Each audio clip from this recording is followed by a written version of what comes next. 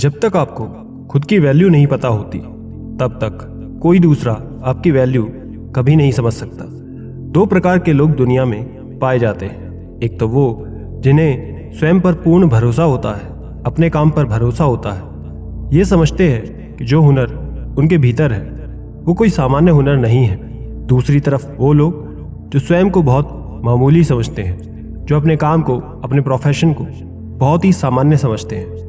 इस प्रकार के लोगों को हमेशा यही लगता है कि उनके भीतर कोई खास बात नहीं है, और यकीन माने इस तरह के लोगों का आंकड़ा बहुत ज़्यादा है। इसी प्रकार का एक मोहन नाम का व्यक्ति एक छोटी सी दुकान पर काम किया करता था।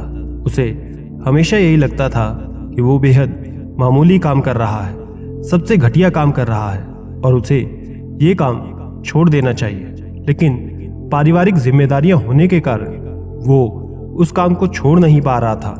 खाली समय में कभी वो विचार करता कि मैं खुद का कोई काम करूंगा, अपनी कोई दुकान खोलूंगा, और कभी कोई दूसरा काम करने की सोचता ताकि लोगों के बीच उसकी इज्जत बने, लोग कहें कि मोहन बहुत अच्छा काम कर रहा है। वास्तविकता में जब कोई रिश्तेदार उससे पूछता कि वो क्या काम कर रहा है तो वो अपने काम को छुपाने की कोशिश करता। वो दिन भर यही सोचता कि किसी दुकान पर काम करना कितना तुच्छ काम है, कितना छोटा काम है। इससे तो अच्छा आदमी खाली बैठ जाए, कोई पूछे तो कम से कम ये कह दे कि काम की तलाश कर रहा हूं, अभी तक कोई काम मिला नहीं है। ऐसे तुच्छ काम के बारे में दूसरों को बताना क्या सही रहेगा? लोग मेरे बारे में क्या सोचेंगे कि ये कितना छोटा काम कर रहा है?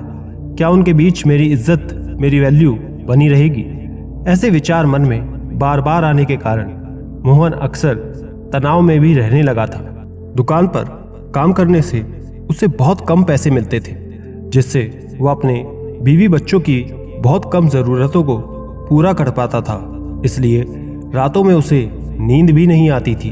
वो अपने आप को फालतू समझता था, दुनिया पर स्वयं को बोझ समझता था। इसलिए वो कभी कभी आत्महत्या करने का भी विचार करता। एक दिन मोहन सुबह सुबह दुकान पर अकेले काम करने जा रहा था। उसका मालिक भी कहीं बाहर गया हुआ था। तभी अचानक एक बौद्ध भिक्षु वहां भिक्षा लेने पहुंच जाता है। उस भिक्षु के मुख पर दिव्य तेज था, उसके आंखों में एक शांति थी। मोहन ने भिक्षु को भिक्षा देते हुए एक सवाल पूछा कि हे भंते, आपकी आंखों में गजब की शांति है, आपके मुख पर गजब का तेज है। आपने जिस प्रेम से मुझसे भिक्षा मांगी है तो उससे स्पष्ट होता है कि आपकी वाणी भी बेहद प्रेमपूर्ण है। लेकिन हर कोई आपकी तरह इतना प्रेमपूर्ण और दयालु नहीं होता। मोहन ने खुद को संबोधित करते हुए पूछा कि हे भंते, मैं हमेशा दूसरों की मदद करता हूँ, दूसरों के काम आता हूँ, उसके बावजूद लोग मेरी इज्जत नहीं करते। इज्जत तो दूर की बात रही, मेरी वो कदर तक नहीं करते। मुझे कोई पूछता तक नहीं है। मुझे हमेशा यही लगता है कि मैं एक दुकान पर बहुत ही तुच्छ काम कर रहा हूँ, जिसकी वजह से लोग मेरी कभी भी इज्जत नहीं करेंगे। हालांकि मैं कभी किसी का बुरा नहीं चाहता, मैं हमेशा दूसरे की मदद करना चाहता हूँ, लेकिन इसकी जगह दूसरे लोगों को कम से कम ठीक तरह से पेश तो आना चाहिए। मैं दूसरों के बीच और अपने परिवार के बीच में भी अपनी वैल्यू किस प्रकार से बढ़ा सकता हूँ? भंते, मुझे कुछ तरीके और उपाय बताएं जिससे मैं भी अपना स्वाभिमान भरा जीवन जी सकूं। बौद्ध भिक्षु ने मोहन की तरफ देखते हुए मुस्कुराकर कहा कि जब तक तुम स्वयं की कदर नहीं करोगे तब तक कोई दूसरा तुम्हारी कदर नहीं करेगा। जब तक तुम अपने काम को तुच्छ और छोटा समझते रहोगे तो दूसरे लोगों को क्या ही पड़ी है कि वो तुम्हें महान समझे, तुम्हारे काम को ऊंचा समझे। भिक्षु ने अपनी बात को आगे बढ़ाते हुए कहा कि ऐसा नहीं है कि हमें हर घर से भिक्षा मिल जाती है, लेकिन जो कुछ भी हमें मिलता है उसके लिए हमारे मन में धन्यवाद का भाव रहता है। इससे हम स्वयं को प्रेम करना सीख पाते हैं। जब तक हम स्वयं को, अपनी किस्मत को कोसते रहेंगे तब तक स्वयं से कभी भी प्रेम नहीं कर पाएंगे। हम खुद को प्रेम तभी कर पाएंगे जब हम स्वयं को किस्मत वाला समझेंगे। मोहन ने भिक्षु की बात को काटते हुए कहा कि हे भंते, मैं इस छोटे से काम से कैसे संतुष्ट हो सकता हूँ, मैं कैसे इस तुच्छ काम से प्रेम कर सकता हूँ, जबकि मुझे अपना ये काम बिल्कुल पसंद नहीं। फिर मैं कैसे इस काम के लिए धन्यवाद का भाव अपने मन में उत्पन्न कर सकता हूँ। भला ये कैसे संभव है? अगर मैं अपने काम को पसंद ही नहीं कर रहा हूँ तो ये कैसे संभव है? इस पर उन भिक्षु ने सड़क पर खड़े एक भिखारी की तरफ इशारा करते हुए कहा कि उस व्यक्ति को ध्यान से देखो, उसका भी परिवार है, बच्चे तो उसके भी है, वो भी किसी का पिता है, लेकिन यदि तुम महसूस करो तो तुम्हारी नज़र में वो तुमसे भी तुच्छ काम कर रहा है और तुम तो उससे बेहतर हालात में हो। तुम्हें तो खुश होना चाहिए। हर किसी की किस्मत तुम्हारे जैसी नहीं होती। हर किसी को तुम्हारी तरह दुकान पर काम करने का मौका नहीं मिलता। अगर तुम इस तरह सोचो तो तुम्हारे मन में स्वयं धन्यवाद की भावना उत्पन्न होने लगेगी। तुम्हारा शरीर स्वस्थ है, तुम्हें कोई चिंता नहीं है, कोई फिक्र नहीं है, लेकिन फिर भी तुम स्वयं को तुच्छ समझते हो तो इसमें तुम्हारे सोचने के नज़रिए की कमी है। अगर तुम अपने सोचने के नज़रिए को बदलो तो सब कुछ अच्छा है, वरना तो सब कुछ बुरा है। एक बार तुम खुद से प्यार करना सीख जाओ, उसके बाद तुम्हारा खुद पर विश्वास बढ़ जाएगा और खुद पर विश्वास बढ़ने के बाद जो सबसे पहले बदलाव हमारे अंतर्मन के अंदर आता है वो ये है कि हमारी संकल्प शक्ति मजबूत हो जाती है। खुद से प्रेम यानी कि खुद पर विश्वास बढ़ना, और खुद पर विश्वास बढ़ेगा यानी कि हमारी संकल्प शक्ति मजबूत होना। मजबूत संकल्प शक्ति में एक लीडर, एक नेता का गुण होता है। जब दूसरे लोग जो आज तुम्हारी निंदा करते हैं वो देखेंगे कि ये आदमी जो काम अपने हाथ में लेता है उसे पूरा करके ही दम लेता है, तो अपने आप सबकी नज़रों में आपकी इज्जत बढ़ने लगेगी, आपकी वैल्यू बढ़ने लगेगी।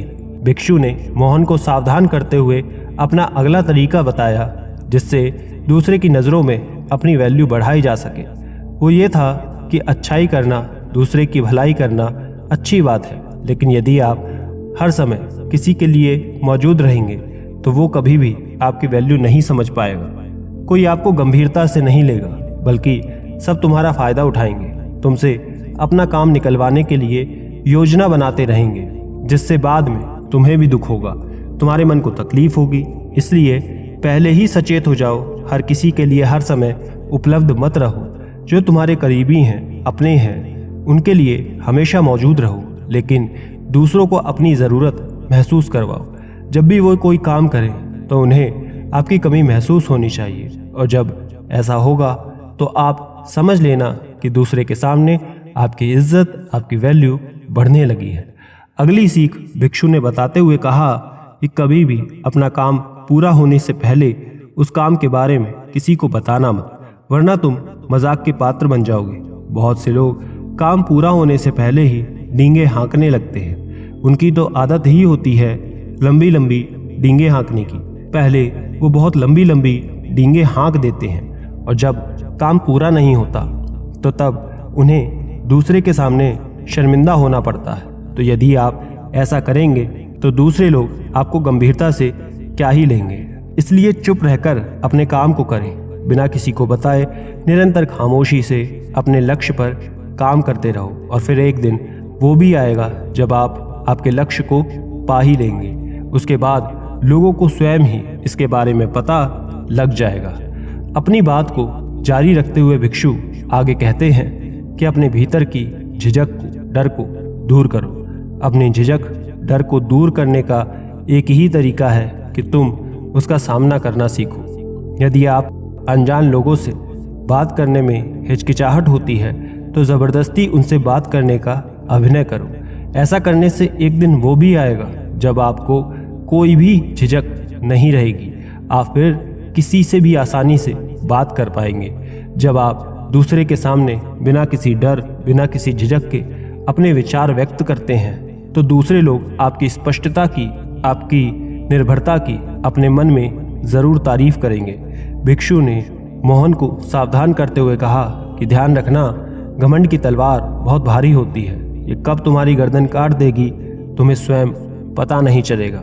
भौतिक जीवन में कुछ उपलब्धियां हासिल करने के बाद कुछ लोगों को अहंकार हो जाता है हो सकता है यह अहंकार आपको नजर ना आए, लेकिन दूसरे को यह अहंकार महसूस हो जाता है। इसलिए जब तक आप सामने रहेंगे तो वो आपके ओहदे की वजह से आपकी इज्जत करेंगे, आपकी बढ़ाई करेंगे, लेकिन आपके पीछे से वो आपको अहंकारी और घमंडी बताने लगेंगे। इसलिए खुद का निरीक्षण करते रहें। कहीं कोई उपलब्धि हासिल करने के बाद हम अहंकार से तो नहीं भर गए, कहीं हम अपने से छोटे ओहदे वाले के साथ गलत तरह से तो नहीं पेश आ रहे। इस सब का निरीक्षण आध्यात्मिक उन्नति के लिए बेहद जरूरी होता है, क्योंकि आध्यात्मिक उन्नति में आदमी का अहंकार या घमंड ही सबसे बड़ा रोड़ा होता है। अपनी बात समाप्त करते हुए भिक्षु ने आखिर में कहा कि हम सब समाज में रहते हैं, हम सभी सामाजिक हैं, इसलिए समाज के लोगों के साथ वक्त बिताना, उनकी मदद करना, उनके सामने अच्छे से पेश आना, ये सब बातें समाज के सामने तुम्हें एक बहुत ही इज्जतदार इंसान के तौर पर पेश करती हैं। इसलिए अपने समाज के लोगों से हमेशा जुड़े रहो, कुछ वक्त उन्हें जरूर दो। अपनी भिक्षा के पात्र को संभालते हुए बौद्ध भिक्षु ने मोहन से जाने की आज्ञा मांगी। इसी के साथ मोहन को भी उसके सवालों के जवाब मिल चुके थे। आशा करते हैं आपने भी बहुत कुछ सीखा होगा। धन्यवाद। नमो बुद्धाय।